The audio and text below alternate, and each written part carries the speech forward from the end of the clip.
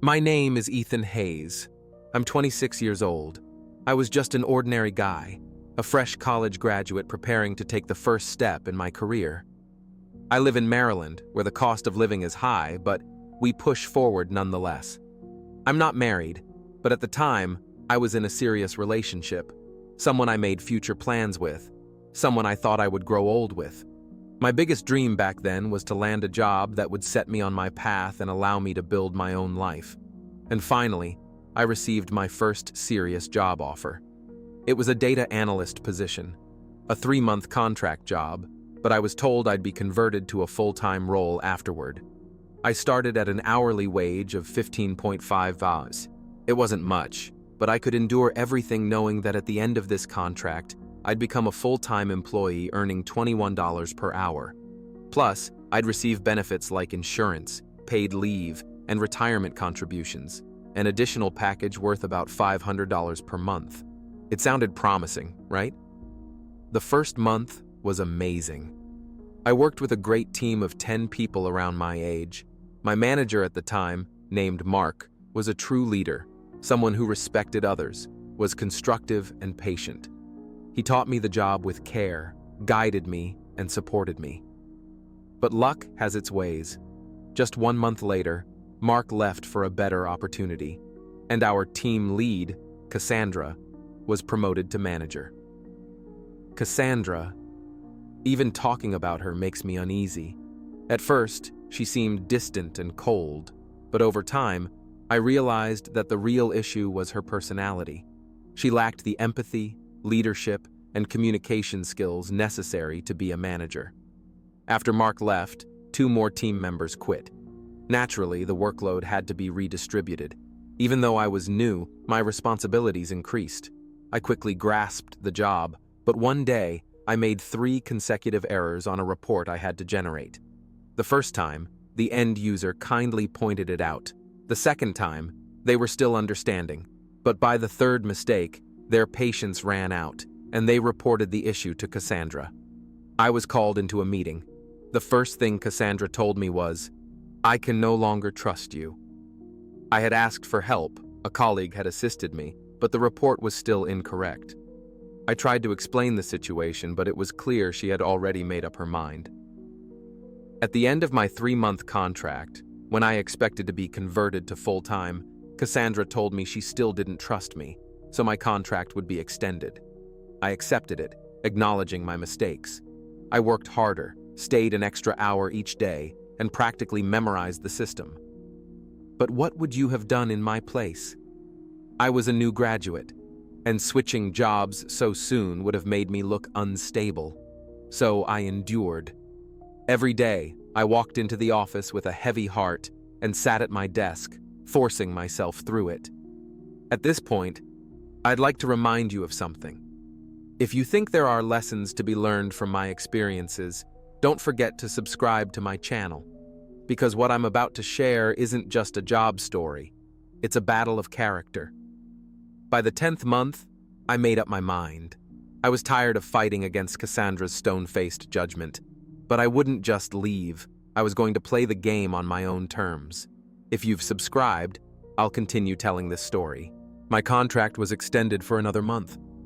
That day, as I walked home, the rain poured down. Droplets streamed down the window, and I found myself thinking, should I still hold on to hope? By the 4th month, I had practically memorized the system. Beyond my daily tasks, I even studied data security procedures. But still, nothing changed. At the end of each month, Cassandra repeated the same words. I can't trust you. By the 5th month, financial strain hit hard. Surviving on 15.5 an hour in Maryland was nearly impossible. I started looking for a second job. I signed up for night shifts at a gas station. To make it to the office by 8 in the morning, I would head out in the early hours of dawn. Sleep became a distant memory. Yet I never arrived late to work. My reports were flawless, down to the last comma. But still, I wasn't converted to full-time. Months 6 and 7, the same cycle, the same hopelessness. But I still didn't quit, because I knew if I left before completing a full year, my resume would be stamped as unstable, and that would make things even harder for me in the future. Patience, perhaps more than anything, was the biggest lesson this period taught me.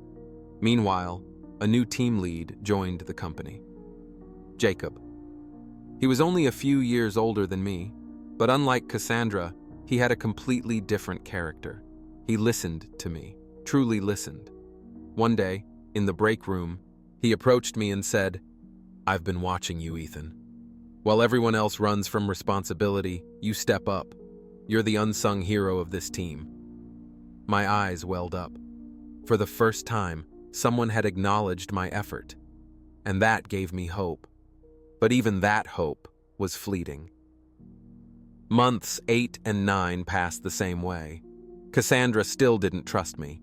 Every good thing I did was ignored, and the 3 mistakes I had made months ago were nailed into my reputation like a permanent scar.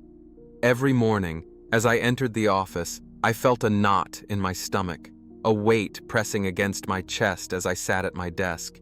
My patience had reached the limits of human endurance. What would you have done?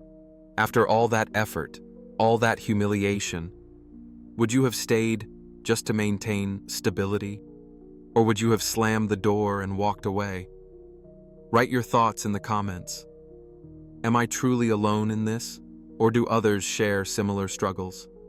And if you haven't subscribed yet, now is the perfect time. At the end of the 9th month, the meeting where everything finally became clear took place. Cassandra once again placed the same file in front of me. 3 mistakes, 3 faults, 3 versions of, "I can't trust you." A voice inside me whispered, "Get up and leave." But another voice, deeper and calmer, said, "No, Ethan. This time, we will play by your rules."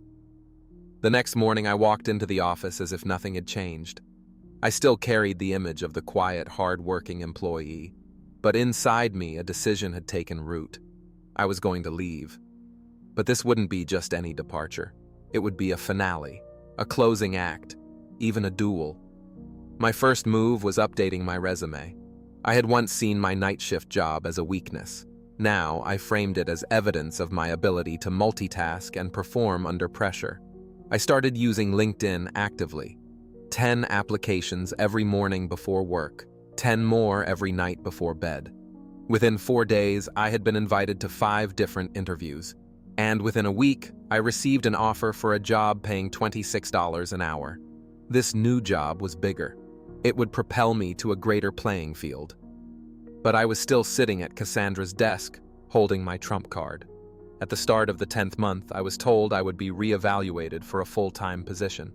On that day, Cassandra would repeat her usual lines, and I would respond with my own. "No need, Cassandra. Today is my last day." But more importantly, I didn't say it to her first. I said it to my new manager, Jacob. "Before I leave, I want to tell you something, Jacob," I said. "I've learned something here. Some managers help you grow, while others crush you. But you are one of those rare people who remind others that they can stand back up. Never forget that." That day, I left the office without saying goodbye to Cassandra or anyone else. I simply packed my small bag, shut down my computer, and silently closed the door behind me.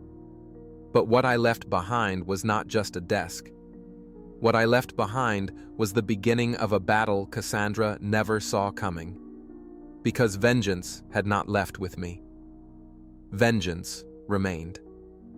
To grow. To mature. To strike when the time was right.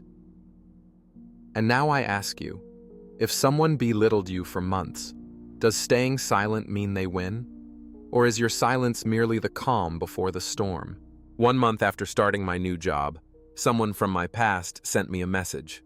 Jenna. She was part of my old team, one of those who always had to say yes to Cassandra, but deep down felt uncomfortable. "The workplace has become unbearable. I'm thinking about leaving, but I don't know what to do," she said. And for the first time, I asked someone the following question. Would you like to work with me? There was an open position at my company. I immediately recommended Jenna to my manager. She left her old job and joined our team. And that was just the beginning. First Jenna, then Mike, then Aaliyah. One by one, everyone Cassandra had suffocated started moving into my team. It was a quiet, calm, professional migration. No one shouted. No one made grand speeches about revenge. But with every departure, Cassandra crumbled a little more. Because these weren't just employees. They were the most productive minds in the company. They had the knowledge. The files, reports, clients. Everything was slowly shifting into my hands. And then came the final move. The person managing the company's most critical operations. Kevin. The one person Cassandra truly trusted. The one she believed would never leave. Kevin met me for coffee. His face was exhausted. "I don't know, Ethan," he said. "With so many people leaving, everything has fallen on my shoulders. I just want to get out of there." I told him, "You don't want to leave, Kevin. You just don't want Cassandra to keep draining you." And that day, Kevin's transfer was finalized. Cassandra had not only lost her leadership, she had lost control.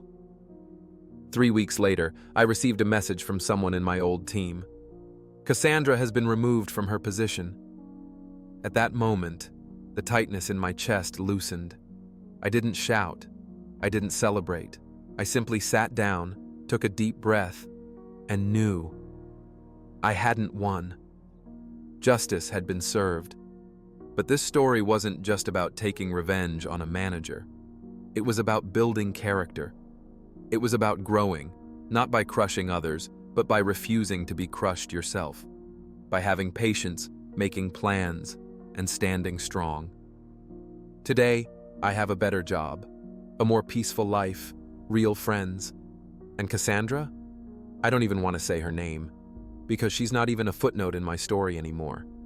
And finally, if you've listened to this story and found a piece of yourself in it, write in the comments, what would you have done? Would you have left quietly? Or would you have taken the lead in a game built on strategy? Don't forget to subscribe to my channel, because every story I tell here isn't just a tale, it's a lesson in life, a preview of the possibilities you might encounter in the future. And one day, maybe you'll be the one writing a story like this, just like I did.